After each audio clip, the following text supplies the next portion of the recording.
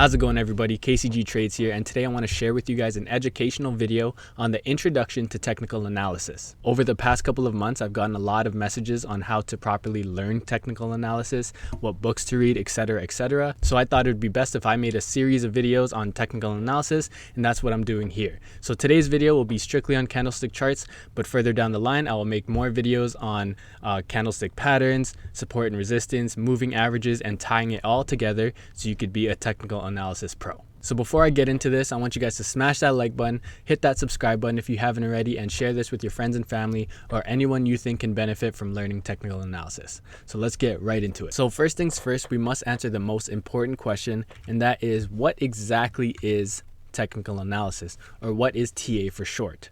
Now, in simplest terms, TA is the study of historical market data, including price and volume, to identify new opportunities. And what this basically means is we look at the chart of the underlying security, and this could be anything, whether it's stocks, indexes, currencies, so forex traders, or crypto, my crypto traders. Technical analysis works on anything. And trust me, it works. So what it basically means is we look at the previous history of the chart. We go back 6 months, 1 year, 2 years, 5 years, however long down the road. And based off the history of its previous price movement, we could then identify and kind of predict on what's going to happen next based off previous history. Now, obviously, it's not 100% accurate every time, but it gives us a higher percentage of odds that it'll be in our favor when done correctly. So basically for TA, past trading activity and price changes can be valuable indicators of the security's future price movement. As I just said, what happened in the past is most likely to occur in the future. Patterns repeat all the times, as you probably know. There's patterns like the cup and handle that have been around for hundreds and hundreds of years that continue to happen today. So patterns repeat, history rhymes.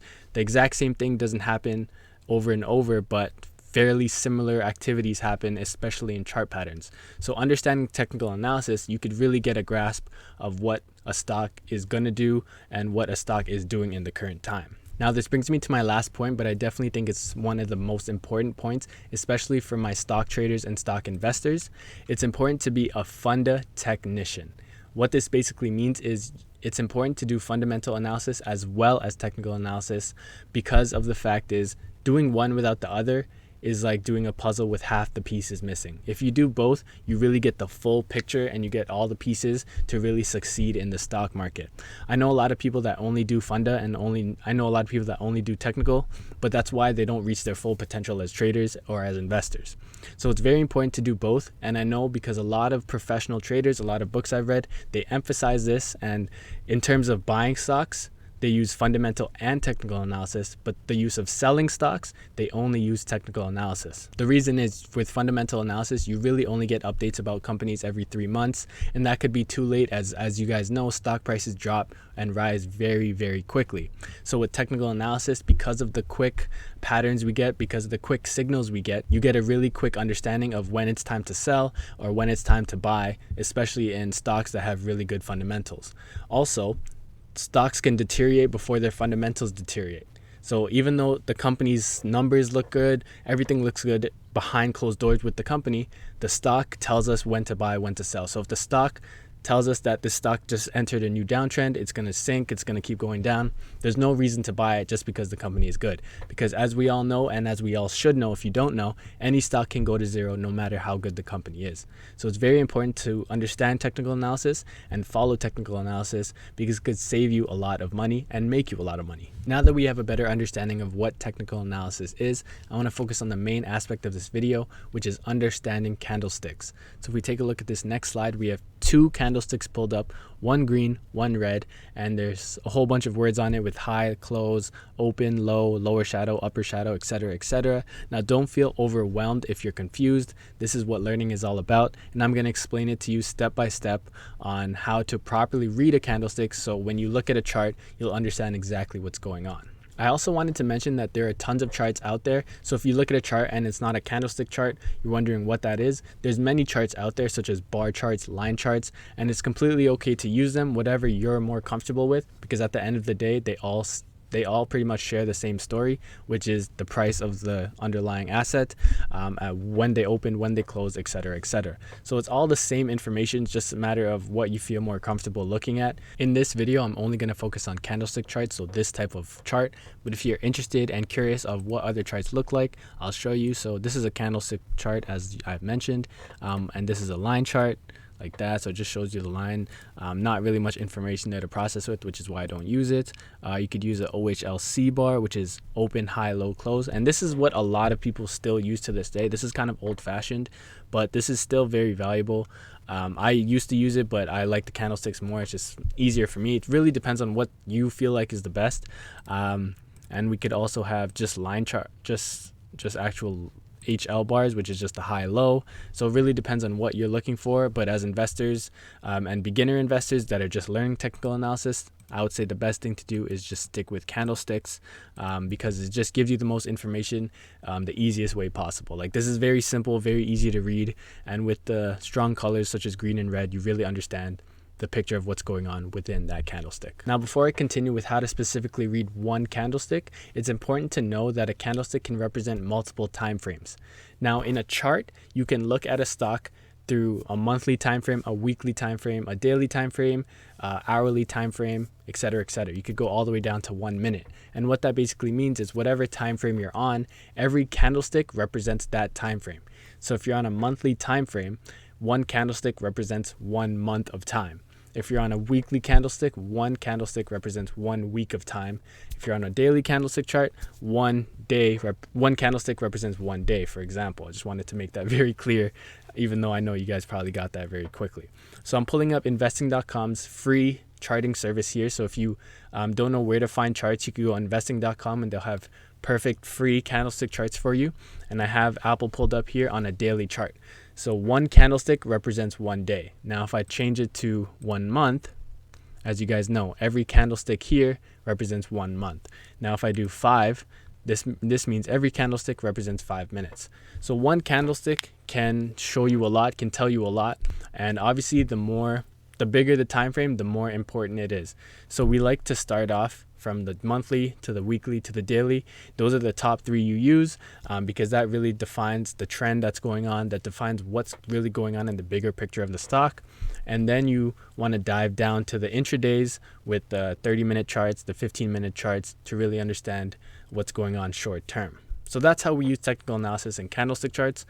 We start off big time frame and go down. But I just wanted to show you guys what a candlestick could mean, because I know a lot of people can be confused with the different time frames. So now that we have a full understanding of candlesticks and how it works with time frames, now we could dive in and really understand how to read one candlestick. So starting off with the green candlestick, right away you notice there's 7 things you got to pay attention to.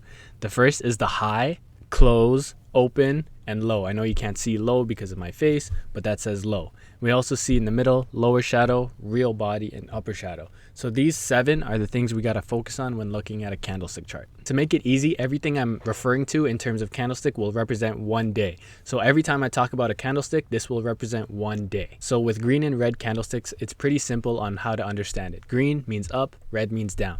If you see a green candlestick, it means it closed higher than it originally opened. If you see a red candlestick, it means it closed lower than it originally opened. What that basically means is a green candlestick, buyers won the day. A red candlestick, sellers won the day. So a green candlestick, more buyers than sellers. Red candlestick, more sellers than buyers. So if we start off by taking a look at this green candlestick here, let's focus our attention to only the green part here, this green rectangle here.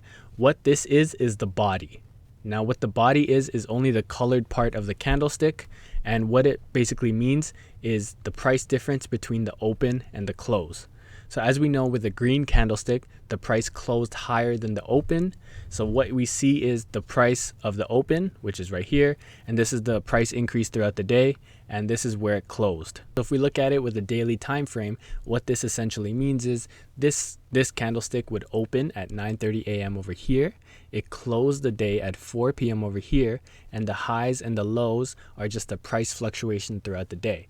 So if the close, for example, was at $30, it could have fluctuated all the way to $32, but couldn't stay there by 4 p.m. So it went down slowly throughout the day, and it closed at $30, for example. So these are called wicks. So when a price hits a certain amount but doesn't close at that price, whatever the difference is between the highest and the close, that would be the wick. So this high, for example, would be $32. This close would be $30. And it would be the exact same thing for the low. The reason it's a wick is because it went under the price of the open, but it didn't finish there. So say, for example, we opened at $25. It hit a low of $23, for example, but then the price recovered throughout the day. It got back above $25, which is why it's a green candlestick, and it closed above 25, which is why it's a green candlestick, and it closed at $30. And same thing, just vice versa for a red candlestick. Say, for example, it opened at $50, but on the day it was red. That means it went down. So if it opened at $50, it closed at $45, for example, which is why there's a big red candlestick. It hit a low of below 45. Say if it closed at 45, it hit a low of possibly $43, but it couldn't close at the low. There was a little bounce to end the day or something, and it closed at 43, which is why there's a wick between 43 and 45. And same thing for the top. If it opened at $50, for example, it could have hit $52, but it couldn't stay there. Price went below it and then went back below $50, which is why it's a red candle, because price closes below the open. It becomes red candle and closes all the way down at $45. So these wicks are just price fluctuations that happened outside of the open and close. So I know I said wicks. That is another word for upper and lower shadow. So lower wick and upper wick, same thing. Shadow wick can be interchangeable. So the best way to learn is to really just pull up some charts, look at each candlestick and really study them, analyze the high, close, open, low, body, upper wick, lower wick, so you could really get an understanding and just analyze it like that. So let's do some ourselves. Let's pull up the Apple chart here, and I have it on a daily time frame. So let's just look at the most recent price action. The latest was January 28th, which was this past Friday. So if we take a look at this candlestick here, we see automatically a big green candlestick. What that means is it's an up day, so buyers were in control. The price went up on the day. And we know that because of it's a green day, it closed higher than it opened. And we only look at the body for the open and the close. So in terms of the body, we see it opened here at 165.67 and it closed at 170.27. So it went up about $5 on the day. And we also see a pretty long lower wick, but we don't see an upper wick. So what does that mean? So if there's no upper wick, it means that the price closed at the highest point of the day. So it closed and nothing went higher than that closing price, which is usually a good sign. And on the lower side, we do see a wick as well. What that basically means is it went below the price of the open, like we mentioned, and it recovered. So let's take a look at this on the intraday chart. So let's take a look at the 5-minute chart. And if we just zoom out here, if we see here from 9:30, this is where it started, and 4 p.m., this is where it closed. So all this action is a 5-minute chart.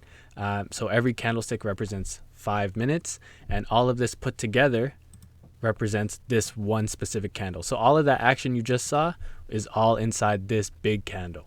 So in the 5-minute chart, this is what happened. We opened here, we opened at 165.83. We went all the way down to 163.49, and the next chart we hit a low. In the next few candlesticks, we hit a low of 162.85, as we see here. On the daily chart, we go back to the daily chart.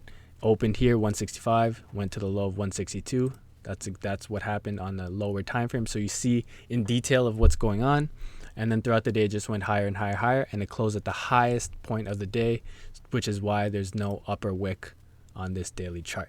So what you could do is use the lower time frames to really understand what's going on within the higher time frames. So I use the 5-minute chart to understand what's going on the daily chart.